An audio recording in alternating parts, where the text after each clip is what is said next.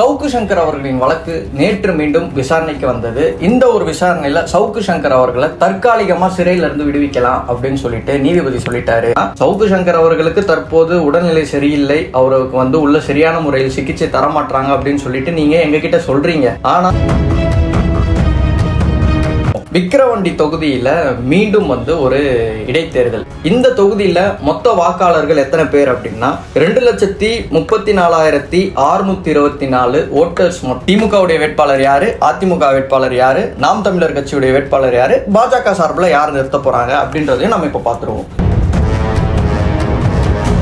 நாம் தமிழர் கட்சியில இருந்து ஒரு முக்கியமான ஒரு பிரமுகர் நேரடியாகவே இந்த களத்துல இறங்க போறாரு. இது அண்ணன் சீமான் அவர்களா இருக்கலாம் அப்படின்னு சொல்லிட்டு பலரும் சொல்றாங்க. 2 நாட்களுக்கு முன்பு கூட அண்ணன் சாட்டை துரைமுருகன் அவர்கள் ஒரு வீடியோ போட்டிருந்தாரு. அவரும் கிட்டத்தட்ட அதுல அப்படிதான் ஒரு க்ளூவே ஒன்று கொடுத்திருந்தாரு. 4 கட்சிகளுக்குமே மிகப்பெரிய ஒரு போட்டியாக அமைய போகிறது. அனைவருக்கும் வணக்கம். சவுக்கு சங்கர் அவர்களின் வழக்கு நேற்று மீண்டும் விசாரணைக்கு வந்தது. இந்த ஒரு விசாரணையில சவுக்கு சங்கர் அவர்களை தற்காலிகமா சிறையில இருந்து விடுவிக்கலாம் அப்படின்னு சொல்லிட்டு நீதிபதி சொல்லிட்டாரு அப்படின்ற மாதிரி பலரும் பேசுறாங்க. உண்மையில் நடந்த சம்பவம் என்ன, அது குறித்து இந்த வீடியோல நம்ம தெளிவா பார்ப்போம். சவுக்கு சங்கர் அவர்களை குண்டர் தடுப்பு சட்டத்துல கைது பண்ணதை ரத்து செய்யணும் அப்படின்னு சொல்லிட்டு அவங்களுடைய தாயார் ஒரு ஏபிஎஸ் கார்பஸ் பெட்டிஷன் ஃபைல் பண்ணியிருந்தாங்க. இந்த பெட்டிஷனை 2-3 முறை நீதிபதிகள் எல்லாருமே விசாரிச்சு இப்போ நேற்று ஃபைனல் ஹியரிங்கா நேற்று வந்தது. இதை விசாரணைக்கு எடுத்தவர்கள் யார் அப்படின்னா ஜஸ்டிஸ் MS ரமேஷ் மற்றும் ஜஸ்டிஸ் சுந்தர் மோகன் ஆகியோர் இந்த ஒரு மனுவை விசாரணைக்கு எடுத்தனர். விசாரணைக்கு எடுத்த உடனே அவங்க கேட்ட ஒரு கேள்வி என்ன அப்படின்னா, சவுக்கு சங்கர் அவர்கள் மற்ற கைதிகளை போல அவரும் ஒன் ஆஃப் த ஒரு பிரிசனர் தான். அப்படி இருக்கும் போது அவருடைய வழக்கை மட்டும் அவசரமாக எடுத்து நடத்த வேண்டிய காரணம் என்ன? எனவே இதை குரோனாலஜிக்கல் ஆர்டர் பிரகாரமே வரட்டும். அதாவது பொதுவா எல்லாரும் ரிட் பெட்டிஷன் ஃபைல் பண்றாங்க. இந்த ஒரு குண்டர் தடுப்பு சட்டத்துல அடைக்கப்பட்டதை அடுத்து அவங்களுடைய மனு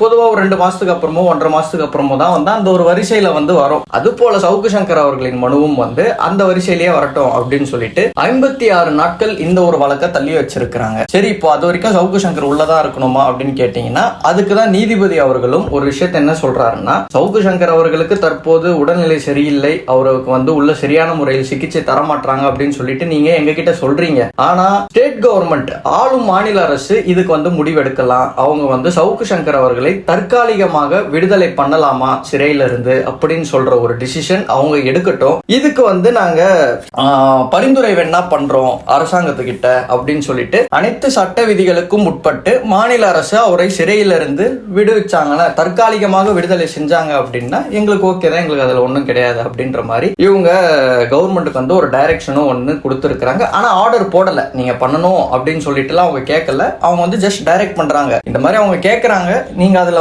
முகாந்திரம் இருக்கு அப்படின்னா நீங்க அதை கன்சிடர் பண்ணுங்க அப்படின்னு சொல்லிட்டு ஆளும் அரசாங்கம் கிட்ட இவங்க ஒரு டைரக்ட் மட்டும் தான் இவங்க பண்றாங்க. அதுக்கப்புறம் தான் இந்த ஒரு வழக்கை மீண்டும் 8 வாரங்களுக்கு அப்புறம் தான் நாங்க விசாரணைக்கு எடுப்போம் அப்படின்னு சொல்லி தள்ளி வைக்கிறாங்க. சவுக்கு சங்கர் அவர்கள் வழக்குல நடந்த ஒரு விஷயம் இதுதான். இப்போ அடுத்து அப்படியே நாம இடைத்தேர்தல் பக்கம் வருவோம். விக்கிரவாண்டி தொகுதியில மீண்டும் ஒரு இடைத்தேர்தல். மீண்டும் ஒரு இடைத்தேர்தல் அப்படின்னு சொல்றதை விட சமீபத்துல திமுகவின் MLA அவருடைய பெயர் புகழேந்தி அவர் கடந்த ஏப்ரல் 6ஆம் தேதி இறந்துட்டாரு. இறந்த பிறகு இந்த ஒரு தொகுதிக்கு இடைத்தேர்தல் வரும் அப்படின்னு சொல்லிட்டு பலரும் எதிர்பார்த்த ஒரு விஷயம் தான். பொதுவா ஒருத்தங்க இறந்தாங்க அப்படின்னா அடுத்த அந்த தொகுதியை காலியானதாக அறிவிக்கப்படும் தேர்தல் ஆணையத்தின் மூலமாக. அதுக்கப்புறம் அங்க இடைத்தேர்தல் வைப்பாங்க, பை எலெக்ஷன். ஆனா அந்த ஒரு தொகுதிக்கான இடைத்தேர்தல் பொதுவா இந்த லோக்சபா தேர்தல் இப்போ நடந்ததுல அதுல இதையும் சேர்த்து நடத்துவாங்க அப்படின்னு சொல்லிட்டு தான் எல்லாரும் எதிர்பார்த்தாங்க. ஆனா அந்த ஒரு விஷயம் நடக்கல. என்ன பண்ணிட்டாங்க அப்படின்னா, லோக்சபா தேர்தல் எப்பவும் போலதான் நடந்தது. இந்த தொகுதிக்கான பை எலெக்ஷன் டேட்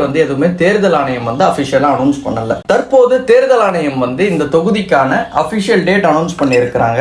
ஜூன் 14ஆம் தேதி, அதாவது நாளைய தினம் இருந்து வேட்பு மனு தாக்கல் செய்யலாம் அப்படின்னு சொல்லிட்டு தேர்தல் ஆணையம் சொல்லி இருக்கிறாங்க. தேர்தலுடைய தேதி ஜூலை 10ஆம் தேதி. தேர்தல் அடுத்த மாசம் ஜூலை 10ஆம் தேதி தான் நடக்கும் அப்படின்னு சொல்லி இருக்கிறாங்க. ஜூலை 13ஆம் தேதி இந்த ஒரு தொகுதிக்கான ரிசல்ட் அன்னைக்கு வரும். ஜூன் 21ஆம் தேதி வேட்பு மனு தாக்கல் செய்ய வேண்டிய கடைசி நாள். நாளையில இருந்து ஒரு 9 நாள் டைம் கொடுத்துருக்காங்க வேட்புமனு தாக்கல் பண்றதுக்கு. யார் யாரெல்லாம் விருப்பம் இருக்கோ நீங்க வந்து வேட்புமனு தாக்கல் செய்யலாம் அப்படின்னு சொல்லிட்டு தேர்தல் ஆணையம் அபிஷியலா வந்து இப்போ அனௌன்ஸ்மெண்ட்டை கொடுத்துருக்காங்க. இப்போ நம்ம வந்து விக்கிரவாண்டி தொகுதி பத்தியான முழு விவரத்தையும் நம்ம பார்ப்போம். 2021 யார் எம்எல்ஏவா இருந்தாங்க, இவரை எதிர்த்து போட்டியிட்டவங்க யாரு, 2019 யார் இருந்தாங்க, 2016 யார் இருந்தாங்க, எல்லா விவரத்தையும் இப்ப நம்ம முழுமையா பார்த்துருவோம். தமிழ்நாட்டுல வந்து மொத்தம் 234 சட்டமன்ற தொகுதிகள் இருக்கு. அதுல இந்த ஒரு தொகுதி 75வது இடத்துல இருக்கிறது.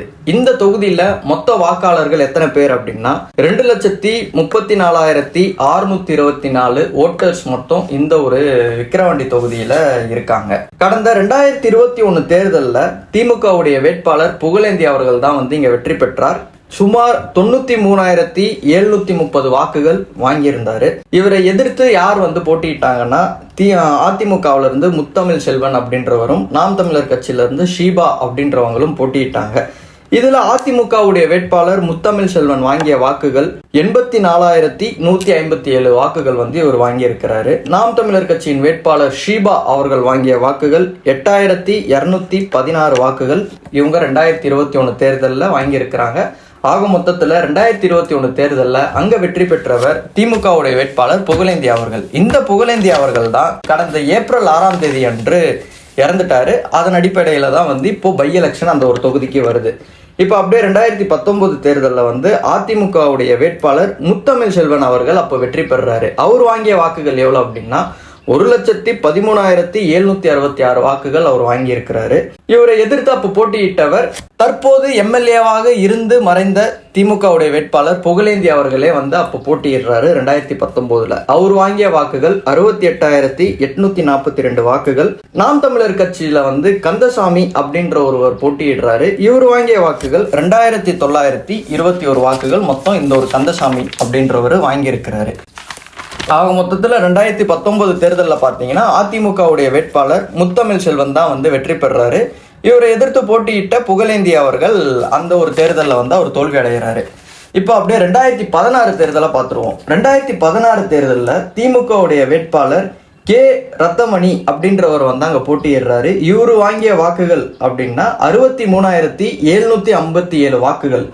இவரை எதிர்த்து போட்டியிடுபவர்கள் யார் யார் அப்படின்னா அதிமுகவும் போட்டியிடுறாங்க, பாமகவும் போட்டியிடுறாங்க. இந்த ஒரு தேர்தல் 3 கட்சிக்கும் வந்து ரொம்ப ஒரு டைட் பொசிஷன்ல வந்து கடைசி போலிங் கவுண்ட் முடிகிற வரைக்குமே வந்து போயிட்டு இருக்கு.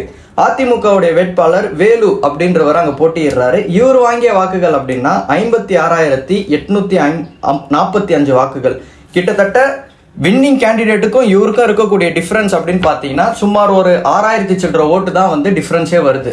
3வது பொசிஷன்ல வந்து பாமக வந்து அங்க நேரடியா வந்து போட்டியிடுறாங்க. பாமக வந்து அன்புமணி ராமதாஸ் அவர்கள் அங்க போட்டியிடுறாரு. இவர் அந்த தேர்தலில் வாங்கிய வாக்குகள் அப்படின்னா சுமார் 41,428 வாக்குகள் அந்த ஒரு தேர்தலில் இவர் வாங்கியிருக்கிறார். பொதுவாக விக்கிரவாண்டி தொகுதி அப்படின்றது வந்து விழுப்புரம் மாவட்டத்தில் வருது.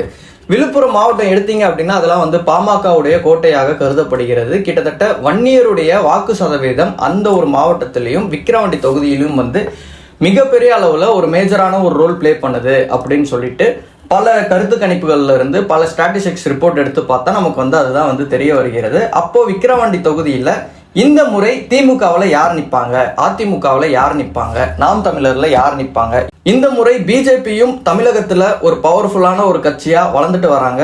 அதுவும் வந்து நடந்து முடிந்த இந்த ஒரு நாடாளுமன்ற தேர்தலில் அவங்க கூட்டணி வைத்தவர்களில் பாமகவும் அவங்க கூட இருந்தாங்க. அது இல்லாமல் பார்த்தீங்கன்னா மற்ற கட்சியினர்கள், முக்கியமான கட்சியினர்கள், முக்கிய தலைவர்கள் எல்லாருமே வந்து இவங்க கூட கூட்டணியில இருந்து இவங்களும் இந்த ஒரு தேர்தலை வந்து களம் காண்டார்கள். இந்த ஒரு தேர்தலில் வந்து கிட்டத்தட்ட நல்ல ஒரு ஓட் பேங்க்கும் வந்து வாங்கி தமிழகத்தில் எங்களுக்கான செல்வாக்கு இருக்கு அப்படின்னு சொல்லிட்டு பிஜேபியும் வந்து ப்ரூவ் பண்ணியிருக்கு. அப்போ இந்த ஒரு தேர்தல், அதாவது இந்த ஒரு இடைத்தேர்தல் பை எலெக்ஷன் அப்படின்றதுல திமுகவுடைய வேட்பாளர் யாரு, அதிமுக வேட்பாளர் யாரு, நாம் தமிழர் கட்சியுடைய வேட்பாளர் யாரு, பாஜக சார்பில் யார் நிறுத்த போறாங்க அப்படின்றதையும் நம்ம இப்போ பார்த்துருவோம். திமுகவுடைய வேட்பாளர் பொறுத்த வரைக்கும் மறைந்த புகழேந்தி எம்எல்ஏவா இருந்து இறந்தார்ல, அவருடைய மகன் செல்வகுமார் அவரே வந்து நிறுத்தலாம் அப்படின்னு சொல்லிட்டு தலைமை ஒரு முடிவெடுக்கும் போது அமைச்சர் பொன்முடி அவர்கள் என்ன பண்றாரு அப்படின்னா, ஏங்க நானும் அங்கதான் இருக்கேன், எனக்கும் அந்த ஏரியால வந்து செல்வாக்கு இருக்கு, நீங்க வந்து என் பையனுக்கு அங்க சீட்டு கொடுத்தீங்கன்னா நல்லா இருக்கும் அப்படின்னு சொல்லிட்டு கௌதம் சிகாமணி அவர்களுக்கு பொன்முடி அவர்கள் சீட்டு கேட்கிறாரு. ஆனா தலைமை வந்து இதுல என்ன முடிவு எடுக்கிறாங்கன்னா, இல்லைங்க, அடுத்த தேர்தலில் பார்ப்போம். இந்த ஒரு தேர்தலில் நாங்கள் வந்து அன்னியூர் சிவா அப்படின்றவருக்கு நாங்கள் சீட்டு கொடுக்க போகிறோம். அவர் யார் அன்னியூர் சிவா அப்படின்னா, திமுகவுடைய விவசாய தொழிலாளர் அணியின் செயலாளராக இருக்கிறார் இந்த அன்னியூர் சிவா அப்படின்றவர். இவரை பற்றி அந்த பகுதியில் நம்ம விசாரிச்சா என்ன சொல்கிறாங்கன்னா, இவருக்கும் வந்து அந்த பகுதியில் நல்ல ஒரு செல்வாக்கு இருக்குங்க, ஜாதி ரீதியான வாக்குகள் இவருக்கு விழுவதற்கான சாத்தியக்கூறுகளும் வாய்ப்புகளும் அதிகமாக இருக்குது அப்படின்னு சொல்கிறாங்க. திமுகவுடைய கேண்டிடேட்டை பற்றி இப்போ நம்ம பார்த்தோம். இப்போ அப்படியே வந்து நம்ம அதிமுக பக்கம் வருவோம். அதிமுகவில் விழுப்புரம் மாவட்டம் அப்படின்னாவே எல்லாருக்கும் மனதில் வரக்கூடிய ஒரு நபர் அண்ணன் சி.வி. சண்முகம் அவர்கள். சி.வி. சண்முகம் அவர்களின் கோட்டையாகவே வந்து விழுப்புரம் கருதப்படுகிறது. எப்படி திமுகவுக்கு ஒரு பொன்முடி அவர்கள் இருக்கிறாரோ அதே மாதிரி விழுப்புரம் பகுதியில் அதிமுகவுக்கு சி.வி. சண்முகம் அவர்கள் இருக்கிறார். இந்த ஒரு தேர்தலில் சி.வி. சண்முகம் அவர்களும் வந்து சீட்டுக்கு வந்து ட்ரை பண்ணிட்டு இருக்கிறாரு அப்படின்ற மாதிரி பல தகவல் வருது. இவர் ஆல்ரெடி வந்து மாநிலங்களவை உறுப்பினராக தான் இருக்கிறாரு. என்னதான் மாநிலங்களவை உறுப்பினராக இருந்தாலும் டெல்லியில் வந்து அவர் பவர் வச்சுக்கிட்டு என்ன பண்ண போறாரு?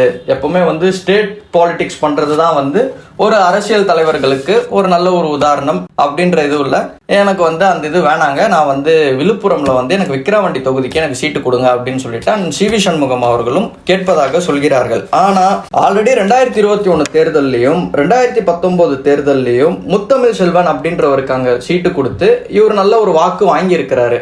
அதனால இவருக்கே திரும்பவும் சீட்டு கொடுக்கலாமா அப்படின்னு சொல்லிட்டு அதிமுக வந்து ஆலோசனை யோசிச்சுட்டு இது பண்ணிட்டு இருக்கிறாங்க. கண்டிப்பா இதுல அண்ணன் சி.வி. சண்முகம் அவர்களுக்கு சீட்டு கொடுத்தாங்கன்னா ஜெயிக்க மாட்டாரா அப்படின்னு கேட்டீங்கன்னா அப்படிலாம் கிடையாது. ஏன்னா வந்து இவரும் வந்து வன்னியர் சமுதாயத்தை சேர்ந்தவர். கண்டிப்பா வந்து இவருக்கான வாக்கு வங்கி அந்த பகுதியில இருக்கு. யாருக்கு சீட்டு கொடுத்தாலும் வந்து டஃப்பான ஒரு காம்படிஷன் போகும். ஏன்னா திமுகவுடைய வேட்பாளரும் சாதாரண வேட்பாளர் கிடையாது, அவருக்கான வாக்கு வங்கி இருக்கு போல ஆல்ரெடி. அதிமுகவுடைய வேட்பாளர்கள் அண்ணன் சி.வி. சண்முகம் அவர்களுக்கு சீட்டு கொடுத்தாலும் சரி, அல்லது இந்த முத்தமிழ் செல்வன் அப்படின்றவருக்கு சீட்டு கொடுத்தாலும் சரி, இவங்களும் வந்து டஃப் கொடுக்க தான் போறாங்க. இப்போ பாஜக கூட கூட்டணியில பாமக வந்து இந்த தேர்தலை சந்திக்குமா அப்படின்னு பார்த்தா நிச்சயம் பாஜக பாமக எல்லாம் சேர்ந்துதான் இந்த ஒரு தேர்தலை சந்திப்பாங்க அப்படின்றத நான் நம்புறேன். அப்படி சந்திச்சாங்க அப்படின்னா பாஜக அங்க நேரடியாக நிக்காது, பாமக வந்து அங்க நிறுத்த போறாங்க அப்படின்ற மாதிரியும் ஒரு தகவல் வருது. அந்த இடத்துல பாமகவுக்கு வந்து சீட்டு கொடுக்குறாங்க அப்படின்னா வன்னியர் சமுதாய ஓட்டு அப்படியே பாமகவுக்கு உள்ளும். அப்போ இந்த ஒரு தேர்தல் எப்படி 2016 தேர்தல் நடந்ததோ, அதாவது எல்லா வாக்குகளும் ஸ்பிளிட் ஆச்சுல்ல. திமுகவுக்கு 63,000 வாக்குகள் 2016 தேர்தலில், அதிமுகவுக்கு 56,000 வாக்குகள், பாமகவுக்கு 41,000 வாக்குகள், எல்லாமே வந்து ஒரு 10,000 15,000 ஓட்டு டிஃபரன்ஸ்ல தான் வந்து திமுக ஜெயிச்சிருக்கிறாங்க. அதே மாதிரியான ஒரு களம் மீண்டும் இந்த ஒரு தேர்தலில் வந்து அமைய போகிறது அப்படின்னு சொல்லிட்டு பல அரசியல் விமர்சகர்கள் வந்து அவங்க வந்து இதை கணிச்சு வச்சிருக்கிறாங்க. பொறுத்திருந்து பார்ப்போம். திமுகவில் அன்னியூர் சிவா அப்படின்றவருக்கு சீட்டு அப்படின்றத அந்த தலைமை முடிவு பண்ணிடுச்சு. அதிமுகவில் இன்னும் முடிவு பண்ணல. பாஜக என்ன பண்ண போறாங்க அப்படின்றத அவங்க முடிவு பண்ணல.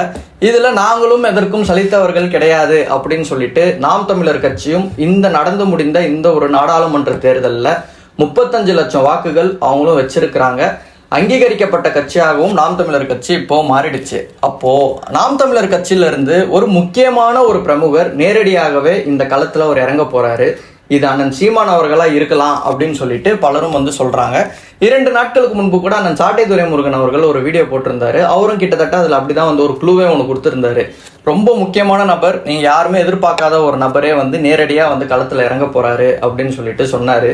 இது வந்து அண்ணன் அவர்களாகவும் இருக்கலாம், அல்லது வந்து அண்ணன் சீமான் அவர்களுக்கு மிகவும் நெருக்கமாக இருக்கக்கூடிய நபர்கள் யாராவது ஒருவர் அங்க களத்தில் இறக்கப்படலாம் அப்படின்னு சொல்லிட்டு நாம் தமிழர் கட்சியில இருக்கிறவங்களும் வந்து பேசிட்டு இருக்கிறாங்க. ஆக மொத்தத்துல இந்த ஒரு தேர்தல் 4 கட்சிகளுக்குமே வந்து மிகப்பெரிய ஒரு போட்டியாக அமைய போகிறது. தேர்தலின் இறுதியில தான் வந்து நமக்கு தெரிய வரும் இதுல யாருடைய செல்வாக்கு மீண்டும் உயர்ந்திருக்கு. பொதுவாகவே வந்து பை எலெக்ஷன் அப்படின்னா ஆளுங்கட்சி யாரோ அவங்க தாங்க ஜெயிப்பாங்க அப்படின்ற ஒரு சூழல் உருவாயிடுச்சு தமிழ்நாடு பொறுத்த வரைக்கும். அதே போல ஒரு சூழல் மீண்டும் அமைய போகிறதா, அல்லது மக்கள் இதை மாற்றப் போகிறார்களா அப்படின்றத தேர்தல் முடிந்த பிறகு நமக்கு தெரிய வரும். நன்றி, வணக்கம்.